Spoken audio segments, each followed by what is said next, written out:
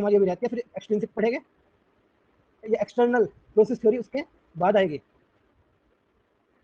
चलो इंट्रिंसिक की next theory हमारी opponent process theory. Opponent process theory हमारी क्या बोलती है? ओपोनेंट प्रोसेस थ्योरी हमारी ये बोलती है कि हमेशा हमारे जो भी दो रिएक्शन आएंगे, कि हमेशा हमारे जो भी दो रिएक्शन आएंगे वो रिएक्शन, आवाज भाई ऐसे सही आती है या ऐसे इधर से सही आती है?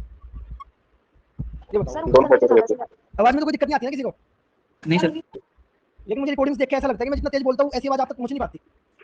ये रिकॉर्ड, अच्छा अभी की आवाज में रिकॉर्डिंग की आवाज में कुछ डिफरेंस होता है क्या? सर कम कम आती है, ईयरफोन लगाते हैं तभी सही आती है, वैसे नहीं आते। ऐसा ही है क्या भाई कुछ? सर ईयरफोन लगा के ज्यादा अच्छी आती है। अच्छा ईयरफोन लगा ज्यादा अच्छी आती है। चलो जी, तो हमारी ओपोनेंट प्रोसेस थ्योरी ये कहती है हमारे जो भी दो इमोशंस है, हमारे इमोशंस हमेशा पेयर में आते हैं। हमारे इमोशंस हमेशा पेयर में आते हैं। पेयर में आने का मतलब, पेयर में आने का मतलब है कि कोई भी इमोशन कभी भी सिंगल नहीं आता है, इमोशंस हमारे हमेशा ही पेयर में आएंगे। ये बात थ्योरी बोलती है। सबसे पहली बात आती है थ्योरी किसने दी? ये थ्योरी हमारे रिचर्ड सोलमन ने दी। Basis is argument on the fact that every emotional experience there is an opposite emotional motivation state, कि हर इमोशन के लिए कोई एक इक्वल बिल्कुल उसके अपोजिट मोटिवेशनल स्टेट भी है। ये क्या कह रहे हो जी? हम ऐसा कह रहे हैं कि जब मैं हैप्पी हूँ तो हैप्पी का अपोजिट कौन सा इमोशन होता है? सैड। कि जब भी दो इमोशन आएंगे तो दोनों इमोशन हमारे पेयर में आएंगे। मैं खुश हूँ, हंस रहा हूँ, ये हंसता हुआ मैं बेशक दिख रहा हूँ, लेकिन इसके ऑपोजिट जो पेयर में इमोशन है सैडनेस, वो भी बिल्कुल अभी काम में है, वो भी बिल्कुल प्रोसेस में है। लेकिन लेकिन मैं हंसते हुए क्यों दिख रहा हूँ? जब ये दोनों ऑपोजिट पेयर में आते हैं तो मैं सैड क्यों नहीं दिख रहा, रोता हुआ क्यों दिख रहा? रोते टाइम ऐसा इसलिए नहीं दिख रहा है क्योंकि जो ये हैप्पीनेस का इमोशन है, क्योंकि ये जो हैप्पीनेस का इमोशन है ये अभी डोमिनेट कर रहा है, ये इसका अमाउंट अभी ज्यादा है, उसका कम है, इसलिए सप्रेस हो रहा है, इसलिए दबा हुआ है। दिख कौन सा रहा है? दिख रहा है हैप्पीनेस। तो ये बात इसने बोली। In simple words we have pair of emotion that act in opposite pair, के हमारे पास पेयर्स में इमोशन होते हैं जो ऑपोजिट पेयर में एक्ट करते हैं, such as happiness and sadness, fear and relief, pleasure and pain. ये इमोशंस हमेशा पेयर में आएंगे। When one of these is experience, जब इनमें से किसी एक को एक्सपीरियंस करते हैं, अदर इज टेम्परेरी सप्रेस्ड, जो दूसरे वाला होता है वो टेम्परेरी सप्रेस हो जाता है, वो दब जाता है। क्यों दब जाता है? इसलिए दब जाता है क्योंकि उसकी थोड़ी सी क्वांटिटी कम है, इसकी ज्यादा है। Activating one emotion also activates is opposite and they interact as a link pair, कि अगर हम एक को एक्टिवेट करते हैं तो उसके साथ साथ उसका जो ऑपोजिट इमोशन है वो भी एक्टिवेट हो जाता है और ये दोनों पेयर में एक्ट करते हैं। The opposite emotion that develops in response to the initial emotion में persist longer than the initial.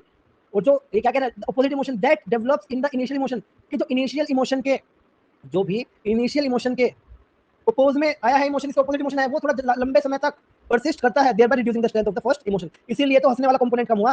अगर सैडनेस आता ही नहीं तो क्या पता एक आदमी साल डेढ़ साल तक हंसता ही रहता, इसके ऑपोजिट कोई पेयर है सैडनेस का, इसलिए वो उसकी इंटेंसिटी थोड़ी कम कर देता है, एक टाइम बाद उसे दबा देता है उसे भी।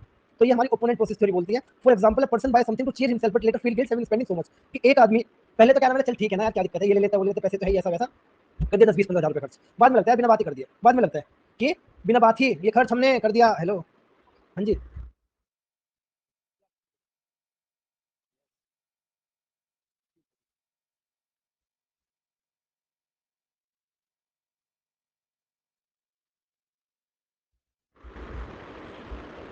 हाँ जी। तो ये हमारा क्या है? ये है कि अगर हमने पहले तो उसमें कह दिया कि ठीक है बढ़िया खर्च करते हैं, क्या दिक्कत है, पैसा है, ये है वो है, बाद में उसी चीज़ का गिल्ट भी फील होता है, अभी तो मैं ज़्यादा पैसे खर्च करते हुए, फिर थोड़ी देर बाद उसी का गिल्ट भी फील होने लग गया। ये क्यों है? क्योंकि ओपोनेंट प्रोसेस थ्योरी काम कर रही है, एक इमोशन के अपोजिट में दूसरा इमोशन भी आ रहा है। सेम वे अ थ्रिल सीकर गोन्स राफ्टिंग, एक आदमी क्या है थ्रिल राफ्टिंग करने लगा, कुछ एक्साइटमेंट, बाद में डर भी लगता है। तो we can feel happy, sad, scared, relieved and love, hate. This can be unpleasant, but as experimental thrill, it can also have strangely enjoyment element. Even these arguments, Solomon fails to explain why people initially engage different behavior. तो इसने बात कही, इसमें उंगली क्या उठी इस theory पे? इस थ्योरी पे तो उंगली ये उठी कि अगर आप ऐसा कह रहे हो कि दो अपोजिट है, तो वो जो इनिशियल बिहेवियर था वो इनिशियल बिहेवियर से शुरू ही क्यों किया? हंसने से पहले, जब मुझे पता है कि सैडनेस वाला ज्यादा देर तक रहेगा, ये मुझे रोकेगा, तो मैं हंसू ही क्यों? मैं क्यों खुश रहूं? तो इन चीजों का जवाब कुछ ऐसी बातें उठी। तो इनिशियली अलग बिहेवियर में इंडिविजुअल क्यों इंगेज हो रहा है, इसका जवाब सलेमन नहीं दे पाया। उसके चलते ओपोनेंट प्रोसेस थ्योरी के ऊपर क्वेश्चन मार्क लग गया। बात समझ आई भाई? ये ओपोनेंट प्रोसेस थ्योरी, ये क्या है? क्या कह रहे हैं? छोटी गोल्ड फ्लेक? ये कौन है छोटी गोल्ड फ्लेक वाला? तो ब्रांड है किधर है? तो बड़ी वाली लग रही है। क्लासिक छोटी लग रही है, छोटी लग रही है। इसमें तो बहुत सारी 3 6 9। चलो जी, अब क्या किया कि पहले एक आदमी ने सड़क पे खड़े होकर सिगरेट पी ली कि यूं और टशनबाजी ऐसे वैसे, बाद में लग रहा है कि यार ये तो हेल्थ खराब करती है, बिना बात क्या है। तो ये ओपोनेंट प्रोसेस थ्योरी की वजह से ही होता है। बताओ भाई, ये थ्योरी समझ आएगा? इस थ्योरी से क्वेश्चन पूछा गया एक दो बार क्या कि ओपोनेंट प्रोसेस थ्योरी किसने दी? तो रिचर्ड सलेमन ने दी थ्योरी। ठीक है जी सर, जी सर। हमने तो, मेरी बहन की शादी हुई थी फेब में, मतलब इसी ईयर का 21 से 22 फरवरी, 21 फरवरी की थी ना, उसकी शादी थी। तो तब से तो मैंने जिंदगी में कभी बाल नहीं बड़े किए थे अपने, पहली बार तो लाइफ में बाल बढ़ाए थे यार, यही एनवीएस के इंटरव्यू के चक्कर में कटवाने पड़ गए। तो शादी में बुलाया नहीं आपने? शादी में कैसे बुलाते हैं यार, हम जानते नहीं थे आपस में। एनवीएस का भी चक्कर ही है भाई, दाढ़ी भी हमारी छोटी छोटी करवा दी उन्होंने, क्लीन नहीं कराई, पर बड़ी तो लग रही है, इंटरव्यू में चल जाएगी नहीं चलने की? जैसे अच्छा वो तो वही बताएगा। बाकी की सर बाकी की नहीं, वो तो वही बताएगा। वो तो सर इंटरव्यूअर बताएगा। हाँ वही तो। मैं क्या चलो जो होगा देखा जाएगा यार। अब इंटरव्यू के चक्कर में मर जाए आदमी बिल्कुल ही, जीना छोड़ दे या नहीं। सर वही 15-20 मिनट के लिए मतलब इतना कुछ करना 15-20 मिनट कहाँ ले रहे हैं वो। आज का पता लगा आज 7-8 लोगों से बात हुई, 2 मिनट 3 मिनट 5 मिनट, एक दो ऐसे भी है जिनका इंटरव्यू लिया जाओ ना टीचिंग ली ना कुछ ली, ऐसे भी है। टीचिंग में इंटरव्यू लेके भेज दिया, इंट्रोडक्शन लेके भेज दिया, टीचिंग में आए बस सर- मीनिंग बताया ट्रेनिंग का, भेज दिया कि ठीक है जाओ वेरी गुड और कह के भेज दिया। सर डेमो टीचिंग कंपलसरी हो गई है क्या? वही तो कह रहा हूँ मैं, पूछ भी रहे नहीं भी पूछ रहे, 2-3 से ली उन्होंने मीनिंग पढ़ाया ठीक है जाओ। तो कुछ भी पता नहीं लग रहा ना क्या चाह रहे हैं वो। पीपीटी का कोई रोल नहीं है, ब्लैक बोर्ड है वहाँ पे। पीपीटी का कोई रोल नहीं है, ब्लैक बोर्ड में राइटिंग कैसी है तुमने देख रखी है, तो क्या लिखूंगा ब्लैक बोर्ड पे। सर राइटिंग को क्या करना नॉलेज चाहिए। सर टॉपिक कौन देते क्या क्या टॉपिक को मतलब इंटरव्यू लेने वाले देते कि आप एक को तो ट्रेनिंग वाले को उसने खुद दिया था, बाकी ना प्रीमेडिस से लिखा था। सर एकदम सिंसियर बन के जाना। सिंसियर हो यार, सिंसियर नहीं लग रहा।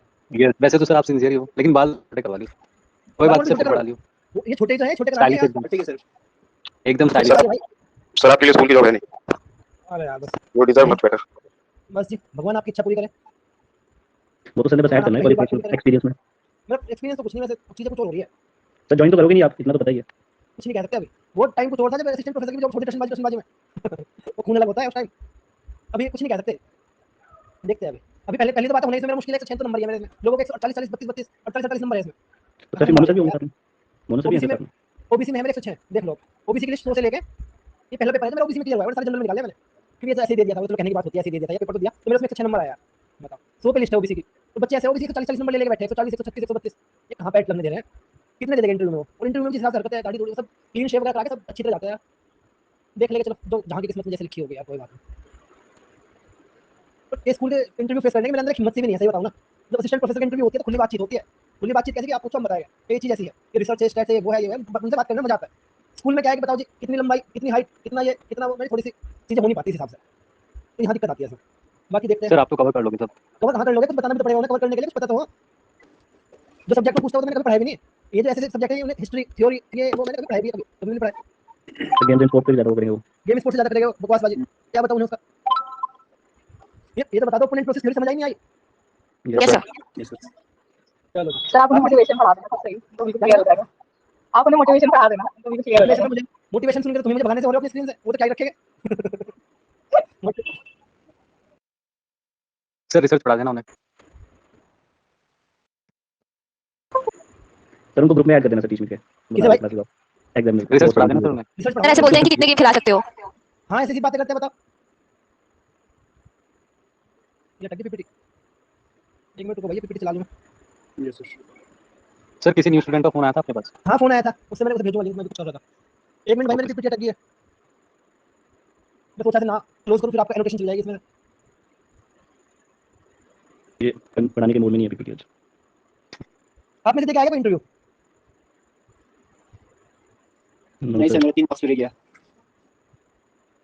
इंटरव्यू तो हिमाचल में हुआ था, वो हिमाचल असिस्टेंट प्रोफेसर का हुआ था, जो जलील करा था ना उन्होंने, मुझे देखने लायक हालत थी मेरी। वो बताया था सर आपने। इतना जलील करा था उन्होंने भाई, क्या बताऊं। क्यों सर क्या हुआ आप हमें बताना, हम सर उन्हें जलील कर देंगे। क्या पूछा था? बताऊंगा फिर बताऊंगा, पहले ये पढ़ लो, ये करा लो थोड़ी सी।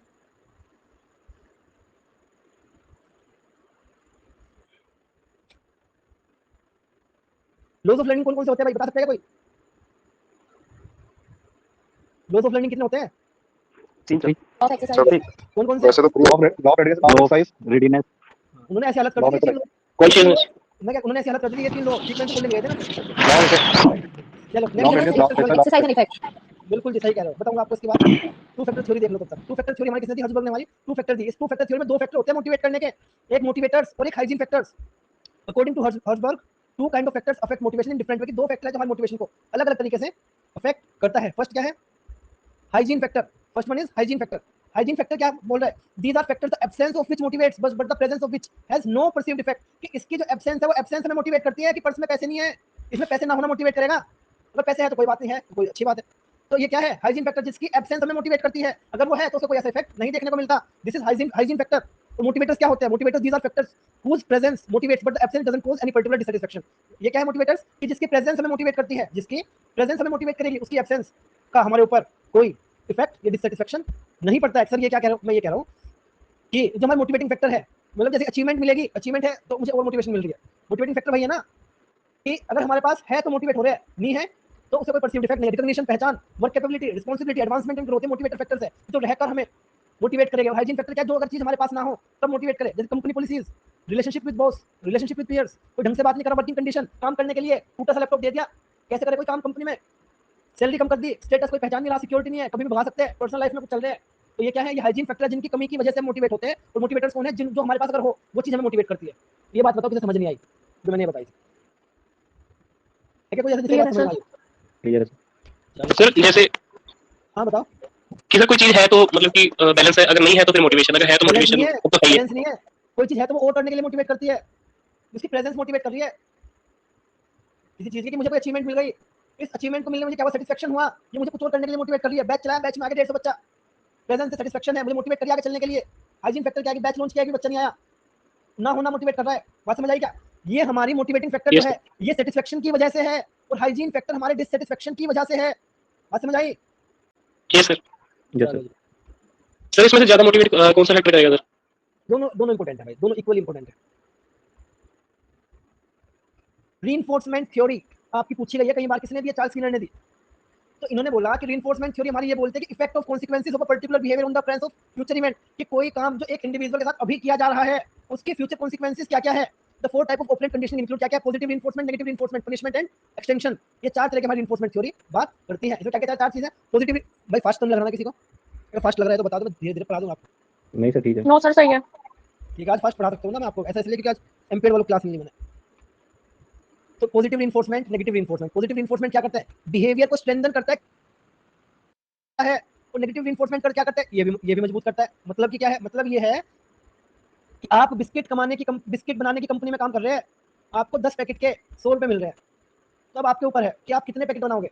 10 पैकेट के 100 रुपए मिलेंगे, इसके ऊपर हर एक पैकेट का 5 रुपए, हर एक पैकेट का 5 रुपए आपको मिलेगा। तो क्या है कि जितने ज्यादा बिस्किट बनाए उतने ज्यादा पैसे, जितने ज्यादा बिस्किट बनाए उतने ज्यादा पैसे। ये पॉजिटिव रीइंफोर्समेंट है। तो ये क्या करेगा? ये 10 ही बनाएगा क्या? ये कोशिश नहीं करेगा क्या कि मैं ज्यादा से ज्यादा बिस्किट बनाऊं? Yes sir. ऐसा ही तो करेगा ये, बिल्कुल करेगा। तो ये पॉजिटिव रीइंफोर्समेंट है। अब नेगेटिव रीइंफोर्समेंट भी स्ट्रेंथन करता है बिहेवियर को। इसका क्या मतलब हुआ जी? इसका मतलब ये हुआ कि अगर तो 10 बिस्किट बने तो सैलरी रहेगी 100, अगर बिस्किट बने 9 तो सैलरी हो जाएगी 50। तो 10 बनाएगा या 9 बनाएगा? 10 बनाएगा। 10 बनाएगा। तो ये इसके स्ट्रेंथन को, तो ये जो 10 के इसने 9 बनाने पे जो इसकी सैलरी आधी करी है, ये इसकी इस आदत को छुड़वाने के लिए किया है, इसका बिहेवियर और मजबूत हो जाता है, ज्यादा बिस्किट बनाने इसलिए किया है। बताओ क्यों करा है ऐसा? उसके बिहेवियर को मजबूत करने के लिए या उसकी कोई आदत छुड़वाने के लिए? क्यों, व्हाई? बिहेवियर को स्ट्रेंथ करने के लिए। स्ट्रेंथन करने के लिए, ताकि वो कम से कम 10 बिस्किट तो बनाए इसलिए। तो ये पॉजिटिव और नेगेटिव रीइंफोर्समेंट सबको समझ आया? Yes sir. आगे देखो फिर एक्सटिंक्शन। एक्सटिंक्शन ही बोलते हैं ना इसे? हाँ, एक्सटिंक्शन मतलब कि इसमें वीकनिंग ऑफ बिहेवियर। और पनिशमेंट में भी क्यों देते हैं पनिशमेंट? ताकि उसका बिहेवियर वीक हो। It is the process of getting no buddies when doing a behaviour, कि एक आदमी 10 बिस्किट बनाने के लिए 100 रुपए में रख लिया, उसने एक दिन 18 बिस्किट बना दिए, एक दिन उसने 23 बिस्किट बना दिए, एक दिन उसने 15 बिस्किट बना दिए। कोई मतलब ही नहीं, कोई शाबाशी तक भी नहीं दे रहा कि यार काम तो तेरे जैसा है और ये है वो है, इस तरह के कोई कुछ भी नहीं कह रहा। उसके लिए बिहेवियर सबका ऐसा ही है। अभी तू 10 बनाता तब भी वही बात, तब भी वही बात है, तो वो उस काम को ज्यादा कंटिन्यू रखेगा क्या? No sir. No, sir. Yes, this is No, sir. Extinction, weakening of behaviour. दूसरी बात आती है पनिशमेंट, कि एक तो ये तो एक तरीके से डिमोटिवेशन हो गया। डीमोटिवेशन ही तो हुआ ये, तभी तो वीक हो रहा है बिहेवियर।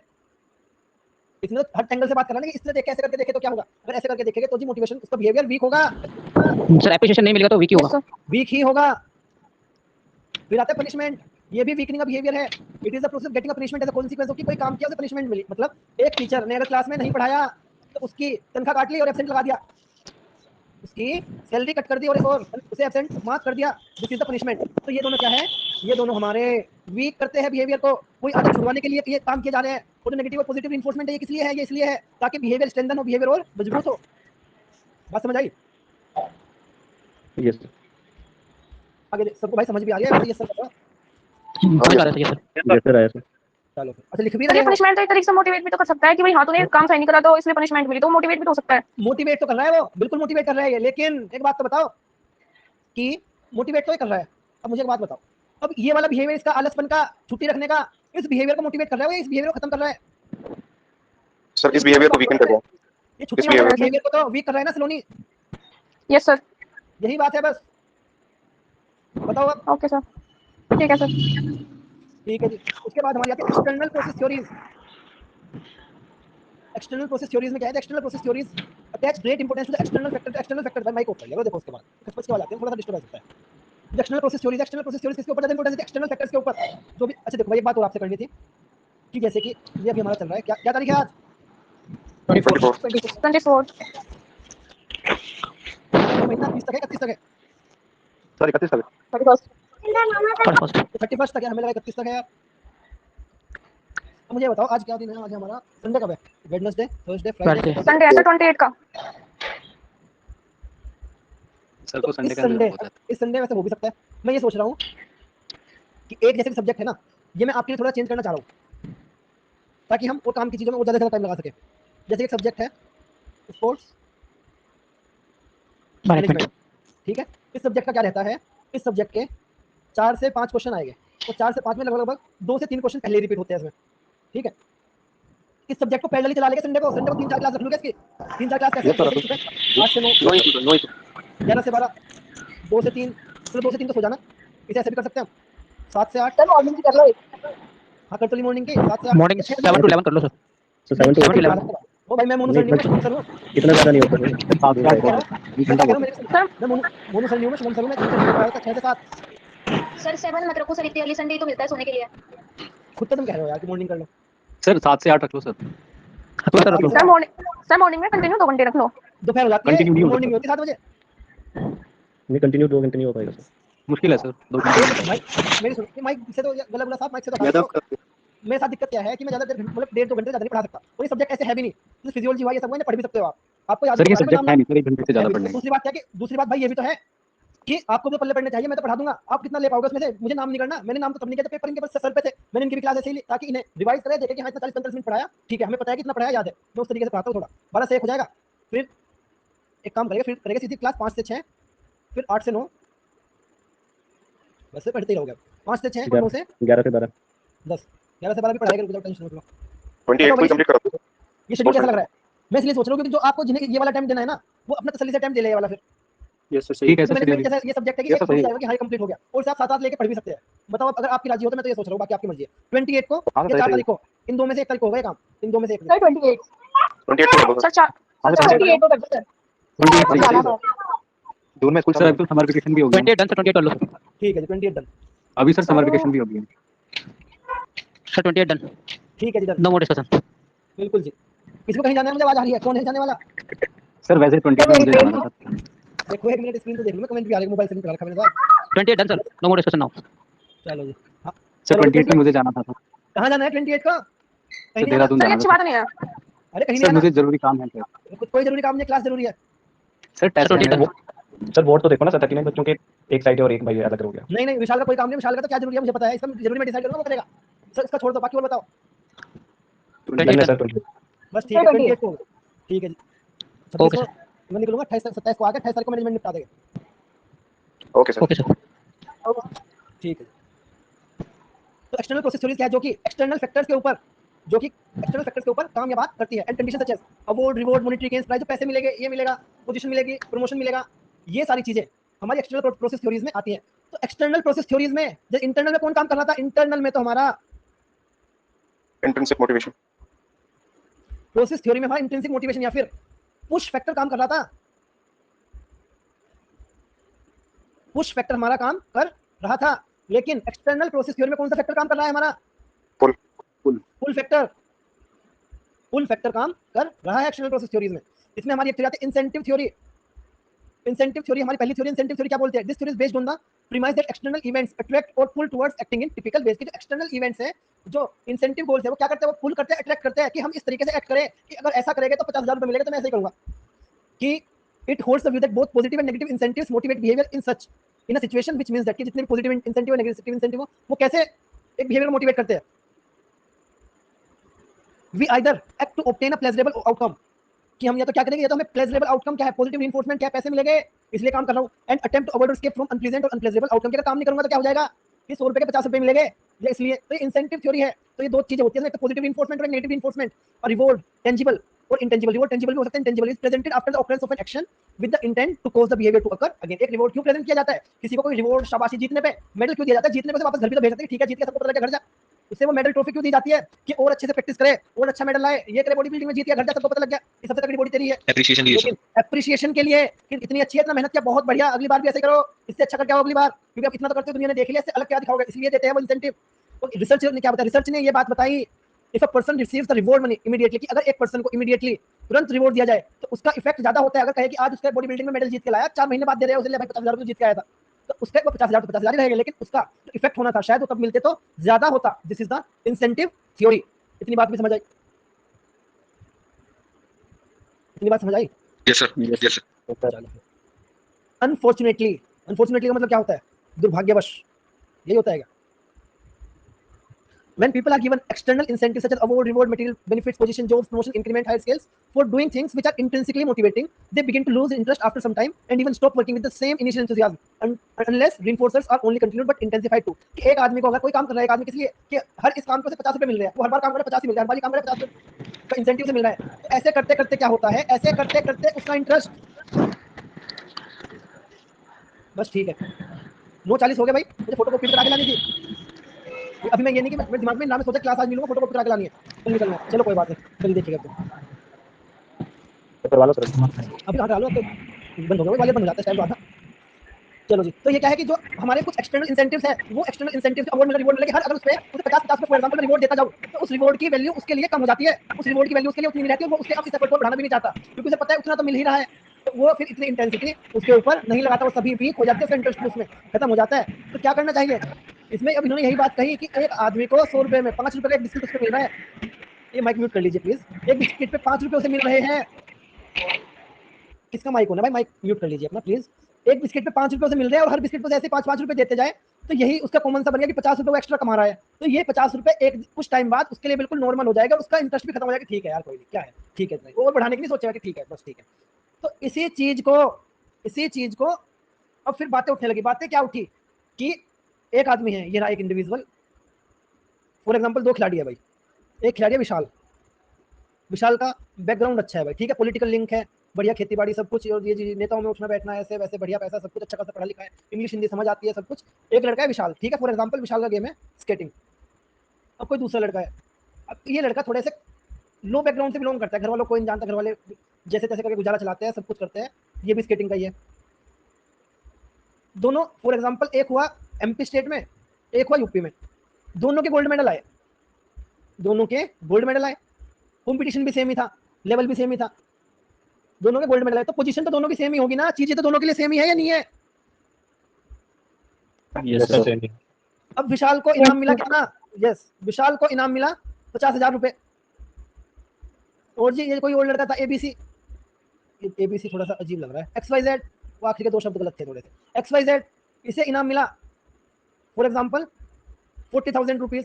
अब क्योंकि इसका बैकग्राउंड ऐसा है, इसके लिए हो सकता है 40,000 रुपए इसे बहुत ज्यादा मोटिवेट कर दे, इसे पता नहीं क्या से क्या कर दे, कितना इसे अप्रिशिएट कर दे, और क्योंकि इसका ऐसा बैकग्राउंड है, दुनिया भर की खेतीबाड़ी, ये वो नेतागिरी, ऐसी वैसी दुनिया भर की चीजें है, इसके लिए 50,000 मायने नहीं रखते हो। तो अब सेम सिचुएशन है, सब कुछ है, इंडिविजुअल सेम है, लेकिन दोनों का अलग अलग सोशो कल्चरल बैकग्राउंड है, लेकिन ये जो अगर प्राइस की बात करें, ये दोनों के लिए सेम रिजल्ट क्यों नहीं लेके आ रहा है? ये दोनों के मेंटलिटी को सेम अफेक्ट क्यों नहीं कर रहा है? इस कॉम्प्लेक्स नेचर को ये थ्योरी समझाने के लिए फेल हो गई, फिर इसके ऊपर भी क्वेश्चन मार्क लग गया। बात समझ आई? इंसेंटिव थ्योरी कहाँ मार खाई? Yes sir, yes sir. चलो फिर आते expectancy theory. Expectancy theory important है भाई, 2-3 बार, हाँ 2-3 बार का तो याद है मुझे, 2-3 बार पूछी गई है, तो केवल इंपॉर्टेंट ना होके, जो चीज़ 2-3 बार पूछी गई है ना, वो केवल इंपॉर्टेंट ना होके मोस्ट इंपॉर्टेंट हो जाती है।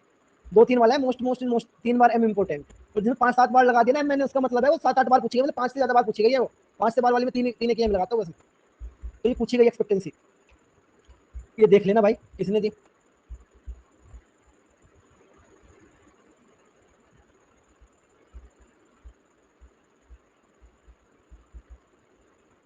और किस साल में दिए आप देख लेना एक बार।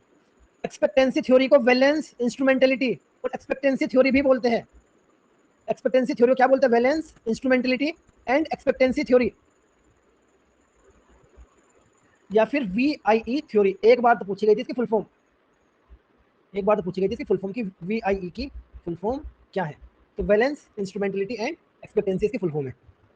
The expectancy theory holds that we are motivated by desirable things we expect we can achieve. Expectancy theory क्या बोलती है? ये थ्योरी हमारी बोलती है कि हम क्या करते हैं, we are motivated by desirable things. हम कुछ चीजों से मोटिवेट होते हैं, किनसे, कि जिन्हें हम एक्सपेक्ट करते हैं कि हम इसे अचीव कर सकते हैं। हम मोटिवेट हो रहे हैं पढ़ने के लिए, क्यों? क्योंकि हम एक्सपेक्ट ये कर रहे हैं कि हमें जेआरएफ करके 35,000 रुपए महीने आराम से मिलेंगे, पीएचडी करने के आराम से रहो, इसलिए मोटिवेट हो रहे हैं क्योंकि हम एक्सपेक्ट कर रहे हैं कि हम क्या अचीव करेंगे, वो चीज हमें मोटिवेट कर रही है। The idea is that when a person works hard to achieve something, idea तो जी ऐसा है जब एक इंडिविजुअल कुछ चीज को अचीव करने के लिए हार्ड वर्क करता है, he always expect to be rewarded, तो उसे कुछ ना कुछ रिवॉर्ड तो चाहिए ही चाहिए, और एटलीस्ट बेटर परफॉर्मेंस है, वो इतना एक्सपेक्ट करेगा कि मेरी परफॉर्मेंस पहले से बेटर हो। The person's assessment of the degree to which effort actually correlate with performance define expectancy, कि कितने तो वो एफर्ट डाल रहा है, कितने तो वो एफर्ट डाल रहा है, और उसके रिलेटेड कितनी उसकी परफॉर्मेंस आ रही है, कि कितने एफर्ट डाल के क्या परफॉर्मेंस आएगी, कितना आपको पढ़ाऊं और क्या कितने लोग जेआरएफ देंगे, ये मेरी एक्सपेक्टेंसी है कि कितने एफर्ट मैं डाल रहा हूं और क्या परफॉर्मेंस आपकी तरफ से आएगी, ये क्या है, एक्सपेक्टेंसी है। इसी चीजों को आगे इस कथा में समझाया गया है। तो इस कथा में क्या बोलते हैं जी, motivation is the combination of, motivation तो जी कॉम्बिनेशन है इसका एक्सपेक्टेंसी का। ये क्या होता है, the belief that I am able to complete the action. क्या है ये तो जी एक बिलीफ है, एक विश्वास है कि मैं इतना काबिल तो हूँ, कि मैं इतना काबिल तो हूँ कि नेट जेआरएफ तो निकलवा दूंगा आराम से, ये क्या है, एक्सपेक्टेंसी है। फिर आते बात इंस्ट्रूमेंटलिटी की, ये क्या है, ये भी एक विश्वास है। If I complete certain action then I will achieve the outcome, कि अगर मैं कुछ स्पेसिफिक एक्शंस को कंप्लीट करूंगा तो कुछ ना कुछ आउटकम्स को मैं अचीव भी जरूर करूंगा। अगर कुछ एक्शंस को मैं कंप्लीट करूंगा, पूरे करूंगा, तो मुझे कुछ ना कुछ मिलेगा भी, तो क्या मिलेगा, आपका रिजल्ट मिलेगा, नेट जेआरएफ मिलेगा। एंड बैलेंस क्या होता है, वैल्यू ऑफ परसीव्ड आउटकम, की जो परसीव्ड आउटकम है, जो चीजें मुझे मिलनी है उसकी वैल्यू क्या होगी, जो चीजें मिलनी है उसकी वैल्यू क्या होगी, दिस इज द बैलेंस। बात बताओ जी, किसी समझ नहीं आई? क्लियर है सर। चलो जी, क्लियर है। तो यही बात यहाँ पे लिखी हुई है, थोड़ी सी और अंग्रेजी में उदाहरण के साथ, किसी को देखना हो तो देख लेना। यहाँ तक की बात आई होप सभी को समझ आई होगी। इसके बाद बोर तो नहीं हो रहा कोई? कितने लोग हैं, देख तो लो एक बार, मैंने देखा भी नहीं आपको, आज मैंने मोबाइल से लॉगिन नहीं। 37 यार, भाग्य दुनिया छोड़ छोड़ के।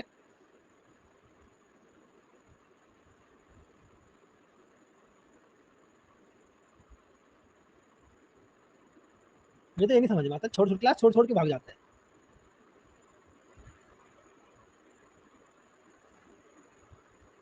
मिश्रा जी समझ आ रहा है ना सब?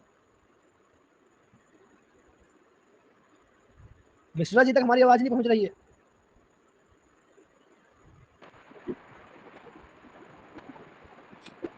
हेलो, हाँ जी मिश्रा जी, आपकी आवाज बिल्कुल क्लियर है। आप मेरी आवाज आ रही है आपको? बिल्कुल सर, आपकी आवाज क्लियर है बिल्कुल। चलो, हम तो ऐसे ही याद कर रहे थे मिश्रा जी आपको। नहीं, मैं आ रहा था। ठीक है मिश्रा जी, मिश्रा जी हमारे बहुत परम मित्र है भाई। तो अब हमारी बात आती है कॉग्निटिव थ्योरीज। यहाँ तक की थ्योरीज आई होप सभी को समझ आ गई होगी, जिसे समझ नहीं आ रही है उन्होंने समझने की कोशिश नहीं की, वो क्लास छोड़ के चले गए, क्योंकि क्लास में 50-55 बच्चों की मैक्सिमम स्ट्रेंथ जाती है, बचते 12-15 छोड़ के चले जाते हैं क्लास को, क्लास लेने वाले बचते हैं 37। लेकिन एक चीज की गारंटी मैं आज लिख के दे रहा हूँ, वो जो रिजल्ट आएगा ना, जो आखिरी में मैं लिखूंगा कि इतने नेट इतने जेआरएफ, उनके नाम इन 37 में ढूंढ लेना, कहीं इन्हीं में ही मिलेंगे, उनमें नहीं मिलेंगे जो रिकॉर्डिंग के भरोसे बैठे, इस चीज की गारंटी है।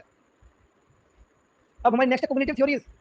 There are several motivational theories that trace their roots to the information processing approach to learning. अलग अलग मोटिवेशनल थ्योरीज है जो अब कॉग्निटिव के ऊपर बात कर रही है। कॉग्निटिव का मतलब क्या होता है कि मेंटल प्रोसेस, इंफॉर्मेशन प्रोसेसिंग, की चीजों को कैसे समझ रहा हूं, कैसे देख रहा हूं, उससे related. These approach focus on the categories and label people use help to identify thoughts, emotion, dispositions and behavior, कि इंडिविजुअल के थॉट पैटर्न क्या है, उसके इमोशंस कैसे है, कैसे कैसे खुद को देख रहा है, कहां से अपना हटते हुए देख रहा है, कहां वो पहुंचना चाहता है, किस इंसिडेंट का उसके ऊपर क्या फर्क पड़ा, किस चीज को उसने कैसे देखा, किस ट्रोमा से वो गुजर रहा है, क्या चीज अच्छी लग रही है, क्या चीज बुरी लग रही है। इन सब चीजों का भी तो कुछ ना कुछ किसी की मोटिवेशनल स्टेट के ऊपर, डिसीजन मेकिंग के ऊपर, गोल सेटिंग के ऊपर फर्क पड़ेगा ही पड़ेगा, बिल्कुल पड़ेगा। यही सारी बातें हमारी एक लेवल तक कॉग्निटिव थ्योरीज में डिस्कस की गई है। कॉग्निटिव थ्योरी की सबसे पहली थ्योरी आती है गोल सेटिंग थ्योरी, और यही क्वेश्चन आपका 1-2 बार एग्जाम में भी पूछा गया कि goal setting theories comes under which of the domain, किसमें आती है गोल सेटिंग थ्योरी। तो गोल सेटिंग थ्योरी हमारी किसकी है, मोटिवेशन की थ्योरी है। गोल सेटिंग थ्योरी हमारी मोटिवेशन की थ्योरी होती है। गोल सेटिंग थ्योरी क्या बोलते हैं, goal setting theory involves the development of an action plan design in order to motivate and guide a person और ग्रुप टुवर्ड्स अ गोल। तो motivation theory हमारी क्या बोलते हैं कि कोई ना कोई एक एक्शन प्लान है जो डिजाइन करने का एक्शन प्लान है जो डेवलप करना है, उसी के अकॉर्डिंग ही एक इंडिविजुअल एक्ट करेगा, उसी के अकॉर्डिंग ही एक इंडिविजुअल अपने आप को मोटिवेट करेगा। वो कहते हैं कि सर ने कही है तो करनी पड़ेगी, सर ने कहा है तो ये काम करना पड़ेगा, भैया ने किया तो करनी पड़ेगी। कहते हैं कई लोग भैया ने ऐसा कह दिया तो करना पड़ेगा। तो ये गोल सेटिंग थ्योरी किसने बता दिया कि भाई साहब ऐसे करना है, बस ऐसे ही करना है, ये रास्ता है यहाँ तक पहुंचने का, ये तुम्हारा एम है, ये तुम्हारा ड्रीम है, ये तुम्हारा रास्ता है, कि भैया ने कही है तो इसी रास्ते पर चलनी पड़ेगी, बिल्कुल ऐसे चलते हैं। तो ये गोल सेटिंग थ्योरी, इसमें क्या करते हैं, गोल सेट कर देते हैं, तुझे यहाँ तक पहुंचना है, तुझे ये टास्क अचीव करना है, तो वो आदमी क्या करता है अपना एक उसी हिसाब से चलता रहता है, क्योंकि उसका गोल सेट है, उसके भटकने के चांस नहीं है। This is the goal setting theory, basically it is concerned about setting the goal of a person, की किसी पर्सन के गोल सेट करने में ही ये पूरी कंसर्न रहती है। Goals are more deliberate than desires and momentary intentions. तो गोल्स होते हैं ना वो थोड़े ज्यादा डेलिब्रेट है, मतलब वो थोड़े से ज्यादा सूझबूझ जाते हैं। जो हमारे डिजायर्स होते हैं ना कि यार मन कर रहा है कि ये करने का, मन है कर लेता हूँ यार, मन है इस चीज को लेके कि यार ठीक है ये करूंगा, थोड़े पैसे तुझसे मिल जाएंगे। इन दोनों चीजों से अलग है कि डिजायर मन कर रहा है ये कर लूं या फिर ऐसा कर लूंगा तो पैसे मिल जाएंगे। एक तो चीज ये है। तो तीसरी चीज ये है कि भाई साहब मेरा तो टारगेट ही ये है, जेआरएफ मुझे करना ही करना है कि ठीक है जेआरएफ कर लेता हूँ ना थोड़ा अच्छा लगेगा। एक बात ये हुई, दूसरी बात है जेआरएफ कर लेता हूँ पैसे ज्यादा मिलेंगे। और तीसरा मेरी जिंदगी का टारगेट है, अल्टीमेट टारगेट है जेआरएफ करना।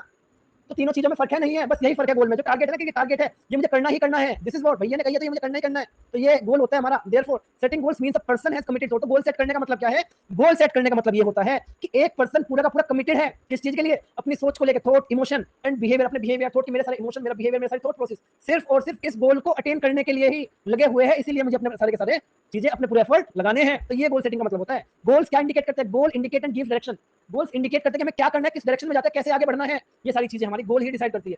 The important features of goal setting theory are as follows.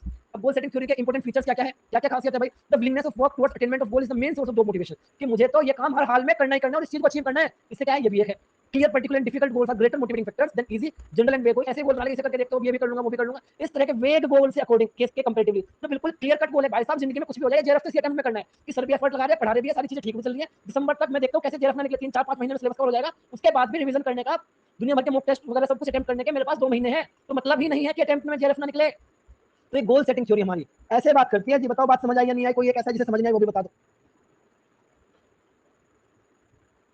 मेरे से इससे एक चीज याद आ गया, आपको आज पढ़ाते पढ़ाते आपका लगेगा तो शुभम सर आज बात ज्यादा कर रहे हैं। तो कई लोग मुझे बोलते हैं ये बात, और इस चीज के लिए मैं एक हमेशा शुक्रगुजार हूँ। मतलब बहुत ज्यादा लोगों का हाथ तो मतलब अब तक नहीं रहा ना मेरे ऊपर इस तरीके से कि मुझे आगे बढ़ाने में, कुछ कराने में, ये कराने में। पूरे एलआईपी में 2019 में जब पैर रखा तो फर्स्ट अटेम्प्ट में नेट और सेकंड अटेम्प्ट में जेआरएफ। फर्स्ट अटेम्प्ट में भी जेआरएफ हो सकता था, पेपर बनने की तैयारी बिल्कुल भी नहीं थी, कुछ भी नहीं पता था। जुड़ो वगैरह की प्रैक्टिस चलती थी दिन रात, तो दिन रात 2 टाइम प्रैक्टिस चलती थी, वो सुबह शाम, तो पढ़ाई की फुर्सत कम ही मिल पाती थी। जब फर्स्ट अटेम्प्ट था, सेकंड अटेम्प्ट में तबियत से तैयारी की थी मैं, बिल्कुल तबियत से जी जान से करफन नंबर थे सेकंड में। तो लेकिन फर्स्ट की बताओ, फर्स्ट में कुछ कौन से रहा था। तो ऐसा नहीं था कि मतलब किसी ने ऐसा कहा हो, किसी ने कुछ बताया हो, ये क्या हो। बस एलआईपी में आने के बाद एक आदमी थे, एक ही मतलब पीएचडी स्कॉलर थे, थे क्या है अभी भी, आज भी उनका सपोर्ट है। उनका नाम है शुभम पाल सर। इनका भाई बहुत बड़ा सपोर्ट है एलआईपी पे रखने के बाद ना, मतलब एक कहते हैं हाथ पकड़ा है बकायदा। बाकी सब टीचर थे, सब कुछ था, सबसे सब में अच्छा था, सब में थी कि 54 नंबर लेकर रखा है। 54 नंबर बहुत है हमारे टाइम में, 54 56 57 हाईएस्ट थे। तो 50 से ऊपर 4 5 के नंबर थे बस। 54 मेरे तो कोई बाहर से एडमिशन लेके आए, बीएससी फिजिकल एजुकेशन करके, तो एक तरफा एडमिशन ले रहा है, 54 नंबर लेके, थ्योरी में 54 नंबर ले रहा है बीएससी फिजिकल एजुकेशन का आदमी, वो भी आसान मुझे ऐसे ही प्राइवेट यूनिवर्सिटी से करके आ रहा है, डीएवी यूनिवर्सिटी से। ये यहाँ पे मतलब उस टाइम पे एलआईपी में चीज में बहुत डिफरेंस था। बाहर से एडमिशन कितने होते थे हमारे टाइम 2019 तक? बाहर से एडमिशन होते थे ना मुश्किल से 5 या 7 पूरे बैच में थे, 5 या 7 बाहर से एडमिशन। और उसमें भी एक तरफा इस तरीके से, इसमें भी एक्स्ट्रा होते थे जो एक्स्ट्राऑर्डिनरी स्पोर्ट्स पर्सन थे, मतलब गेम भी एवरेज था, उसके बाद अंदर घुसना मतलब एक खुद में बहुत बड़ी बात थी। तो एक शुभम सर थे जिन्होंने हाथ पकड़ा, सारी चीजें बताई थी। इन्होंने बोल सेट किया था, इन्होंने वो बात बताई थी मुझे जो चीज जिस चीज से आप दूसरे हो, आपके दिमाग में आ रहा होगा कि बेस्ट तो चल रहा है, आपके लिए बात याद आई कि बेस्ट तो चल रहा है, आराम से दिसंबर में करेंगे। शुभम सर ने एक बात बताई थी बस कि यार शुभम एक बात सोचो ना कि जो काम तुम अभी कर सकते हो उस काम को तुम दिसंबर तक क्यों टाल रहे हो, उस काम को दिसंबर तक क्यों टाल रहे हो। तो नेट तो आप इस जून में भी कर सकते हो, नेट तो आप इस जून वाले टाइम में भी कर सकते हो। तो अपने नेट को दिसंबर तक मत टालो, अपने जेआरएफ को कर लो तब तक, वो काम तुम अभी भी कर सकते हो। तो बात बताओ आपको बेसिक फिजिकल एजुकेशन की। तो यहाँ पे मतलब हमारी सारी फैकल्टी ना, यहाँ पे सीपी सर थे, सीपी सर वो इंसान है भाई, सीपी सिंह चौहान सर, जो मतलब डीएवी स्कूल से ही पास आउट हुए, डीएवी यूनिवर्सिटी में गया था। तो यहाँ पे डीएवी सहारनपुर में पीजीटी थे, लेकिन नेट इनका क्लियर था, फिर डीएवी यूनिवर्सिटी चले गए थे। तो मैं भी जुड़ो की थी ना, ये भी तो मैं भी साथ साथ डीएवी यूनिवर्सिटी चले गया था। बहुत अच्छे कंसेप्ट है इनके फिजिकल एजुकेशन, बहुत अच्छे कंसेप्ट। मतलब एक बेस फिजिकल एजुकेशन पहला हाथ पकड़ा मेरा, तो सीपी सर ने पकड़ा भाई। इन्होंने मुझे फिजिकल एजुकेशन दिया कि 6 से जुड़ो के अंदर में की, फिर ये ले गए थे पापा को बोल के ले गए थे, ये 4 साल 4 5 साल के लिए दे देगा मुझे, इसे कुछ बना के दे दूंगा आपको। पापा ने कहा ठीक है रख लो। तो फिर ये चला। और थे भाई सतीश सर, सतीश शर्मा सर, बहुत अल्टीमेट आदमी। आप भी इनसे मिलोगे सतीश सर से, इनका फैन हो जाओगे एक दिन मिल लिए, ये अलग ही सतीश सर में अलग ही जोश है। इन्होंने कुछ हमें अलग राह दिखाई, इन्होंने नया विजन दिया एलआईपी में जाने का विजन। सतीश सर ने दिया भाई। इन्होंने चीजों में एक बड़ा सोचने के लिए कहा कि स्कूल वगैरह में ये नहीं वो नहीं ऐसे वैसे क्यों क्यों चक्कर में पड़ रहा है। और मैंने बीपीएड छोड़ी ना, मेरा बीपीएड छोड़ने का डिसीजन था इन दोनों का था, सीपी सर को सतीश सर को, बीपीएड छोड़ कुछ नहीं होता। तो लेकिन मेरा भी ऐसा था कि अपना दिमाग लगाया कभी फालतू में क्या होगा क्यों होगा, ऐसा ही हो जाएगा, ऐसा हो जाएगा, ठीक है कोई बात नहीं, ठीक है कोई बात नहीं। मेरे गाइड ने बोला था, भरत सर ने, मैं यूनिवर्सिटी ऑफ लद्दाख में जब हुआ था, भरत सर ने बोला कि रहने दे मत ज्वाइन कर। फालतू दिमाग लगाया क्या कर क्यों ना करना, ठीक है सर, बड़ा असिस्टेंट प्रोफेसर की नौकरी छोड़ना मायने रखती है, कोई नहीं छोड़ता। लेकिन मैं कभी भी एक विश्वास बिलीफ सिस्टम होता है, वो बिलीफ सिस्टम में फॉलो करना चाहिए, वो बात आपको बता रहा हूँ। वो भी फैकल्टी यहाँ कोमल मैम, रोहित सर, ये तो भाई कुछ ऐसी फैकल्टी थी जिनके मैं कभी मेरी गोल सेटिंग में इनके एफर्ट को मैं कभी इग्नोर कर ही नहीं सकता कि इन्होंने इन्होंने बिल्कुल हाथ पकड़ के चलाया है। तो इनका मैं हमेशा इनका शुक्रगुजार हूँ। लेकिन लाइफ की बात बता रहा था, शुभम सर ने बहुत सपोर्ट किया भाई। इन्होंने मैंने रास्ता नहीं दिखाया कि ऐसे ये वो इस तरीके से उस तरीके से, सारी बातें मैं ये बता दी। मैं पहले रिसर्च पेपर शुभम सर ने लिखा था, मैं पहले रिसर्च पेपर। और आज की बात बताओ, पिछले एक हफ्ते की एमपीएड फर्स्ट ईयर की क्लास मिली हुई है मुझे, हमारे स्पोर्ट्स साइकोलॉजी की 15 बच्चे हैं उसमें, 15 में से 13 बच्चों को रिसर्च पेपर पब्लिश करा दिया मैंने। आज उन सबका डन हो गया, 13 बच्चों को रिसर्च पेपर मैंने पब्लिश करा दिया, बहुत बड़ी बात है। अपना 15 में 13 रिसर्च पेपर पब्लिश हो खुद उनके साथ में। तो एक गोल सेटिंग वाली ही बात होती है। आपको कोई ऐसा आदमी मिल जाएगा जो आपको गोल सेटिंग की तरफ ले जाएगा, आपको एक टारगेट दिखा रहा है, दिखा रहा है उस टारगेट में आपकी हेल्प कर रहा है, तो ऐसे आदमियों के हमेशा शुक्रगुजार हो यार। चीजें तो आप पता नहीं क्या क्या अचीव कर लोगे, वो 10 अचीवमेंट मिल जाएगी सारी चीजें, लेकिन जो रूट्स है ना, कोशिश करना कि उन्हें तो एटलीस्ट कभी ना बोलो, कभी भी ना बोलो, बेशक ऊपर कितने लोग मिल जाए, लेकिन अपने रूट्स में जो आपके उसमें साथ हैं उन्हें मत बोलो, ठीक है। Yes sir. चलो अगली थ्योरी देख लो फिर, एट्रीब्यूशन थ्योरी। सर इनफ हो गया। इनफ नहीं हुआ, एक थ्योरी रहेगी बस एट्रीब्यूशन और अनकॉन्शियस, इसमें तो बना के दिखाऊंगा मिस्त्री। एट्रीब्यूशन थ्योरी हमारी किसने दी? हेडर एंड विनर ने हमारी एट्रीब्यूशन थ्योरी दी। इस एट्रीब्यूशन थ्योरी में क्या है कि every individual tries to explain success और failure of self and others by offering certain attribution. कि एक आदमी कामयाब होता है, कोई काम करेगा, या तो वो आदमी कामयाब होगा या नाकामयाब होगा, दोनों यही तो होगा, या तीसरा भी कुछ हो सकता है। ये तो कामयाब होगा, या तो सक्सेस मिलेगी उसे या फेलियर मिलेगी। यही बात इस एट्रीब्यूशन थ्योरी में बताई गई है कि हर इंडिविजुअल सक्सेस या फेलियर को कुछ ना कुछ शब्दों में जाहिर करता है कि मैं सक्सेस हुआ तो इसलिए हुआ, मैं फेल हुआ तो इसलिए हुआ, मैं सक्सेस हुआ तो इसलिए हुआ, मैं फेल हुआ तो इसलिए हुआ। हर आदमी इस चीज को इस तरह से डिफाइन करता है, कुछ ना कुछ बातें बताता है। These attributions are either internal और external और either under control और not under control। ये जो वो चीजें बताते हैं ना, इसमें बस 4 चीजें आती है कि या तो वो उसके कंट्रोल में थे, या तो वो ये बोला कि जी मेरे कंट्रोल में वो था, या कहेगा कि यार मेरे तो कंट्रोल में ही था, या तो वो ये बोला कि ये काम होने के लिए मेरा कुछ पर्सनल कुछ इंटरनल फैक्टर है, या बोलेगा ये काम होने के लिए मेरे कुछ एक्सटर्नल फैक्टर्स है। ऐसा उसके बाहर कुछ नहीं बोला। तो वही बात इन्होंने बताई है कि जो हमारा सक्सेस और फेलियर होता है ना, उसे हम किन 4 चीजों में एक्सप्लेन करते हैं, इंटरनल फैक्टर पे, एक्सटर्नल फैक्टर पे, या फिर कंट्रोल पे, नो कंट्रोल पे, मेरा कंट्रोल था या नहीं था। तो एबिलिटी और लक दो ऐसे फैक्टर है जिनके ऊपर हमारा कंट्रोल नहीं होता है, और एफर्ट और टास्क डिफिकल्टी के ऊपर हमारा कंट्रोल होता है। ये बात इन्होंने बताई है। तो एट्रीब्यूशन थ्योरी बेसिकली यही बात बताती है कि एक इंडिविजुअल अपने फेलियर और सक्सेस को कुछ ऑफरिंग्स, कुछ एट्रीब्यूशंस में एक्सप्लेन करता है। इसमें चीजें क्या होती हैं, ये तो इंटरनल होगी या एक्सटर्नल होगी, या फिर मेरे कंट्रोल में है या फिर वो मेरे कंट्रोल में नहीं है। ये बात कौन बोलती है? एट्रीब्यूशन थ्योरी बोलती है। बताओ किसे समझ नहीं आई? लक और टास्क डिफिकल्टी एक्सटर्नल फैक्टर है, इंटरनल फैक्टर क्या क्या है? एबिलिटी और एफर्ट। कंट्रोल में क्या क्या नहीं है? एबिलिटी, लक, और कंट्रोल में क्या क्या है हमारे? एफर्ट और टास्क डिफिकल्टी। बताओ भाई, समझ आया नहीं आया? Yes sir. बैटरी डाउन तो नहीं हो गया आपकी? बोल तो मैं रहा हूँ। हो गई है सर। आ गया सर। यार बस 2 स्लाइड और रुक जाओ यार, बस 2 स्लाइड तक अपना आप और संभाल लो। Unconscious motivation.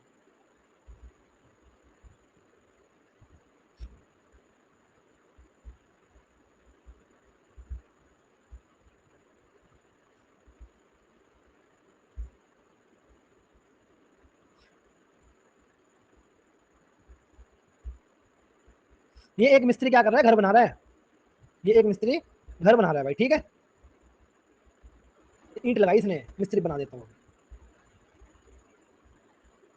ये इसने अपनी संदली संदली भाग रखी है यहाँ, यहाँ इसने मसाले का रख रखा है इसमें।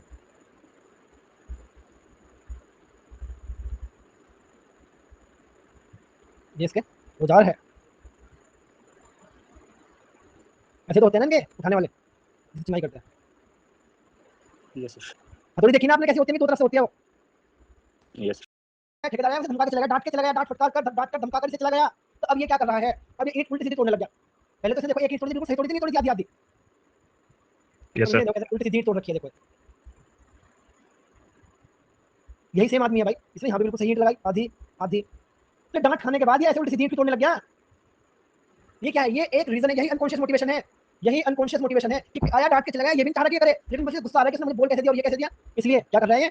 इसलिए ये ज्यादा गुस्सा कर रहा है। Some psychologist believe that significant portion of human behaviour is energised and directed by unconscious motives. कि ह्यूमन बिहेवियर का, कि साइकोलॉजी क्या करता है? ह्यूमन बिहेवियर को कौन एनर्जाइज करता है, कौन चैनलाइज करता है? कुछ अनकॉन्शियस मोटिव उसके दिमाग में सोच भी नहीं रहा वो, लेकिन ऐसा हो रहा है। तो यही बात उन्होंने बताई है कि जैसे कि कुछ वर्कर्स है वो ज्यादा डैमेज करते हैं इक्विपमेंट्स का, कुछ नहीं करते, क्योंकि उन्हें अथॉरिटी के ऊपर, ठेकेदार के ऊपर, उनके ऊपर गुस्सा आया रहता है कि इन्होंने मुझे ऐसा क्यों बोल दिया, इन्होंने मुझे ऐसा क्यों तो कह दिया। तो उन्हें इसलिए ज्यादा गुस्सा होता है, तो वो क्या करते हैं? ज्यादा ईंट तोड़कर रख देते हैं। This is unconscious motivation. आज होती है भाई मोटिवेशन की थ्योरी खत्म। बात समझ आई क्या? Yes sir. अभी ये मत सोचो मोटिवेशन खत्म हो गया, मोटिवेशन का एक लेक्चर हो रहा है आज, तो इतना हुआ है बस। ये डायनामिक्स वो रहता है अभी तो, डायनामिक्स ऑफ मोटिवेशन। ठीक है भाई।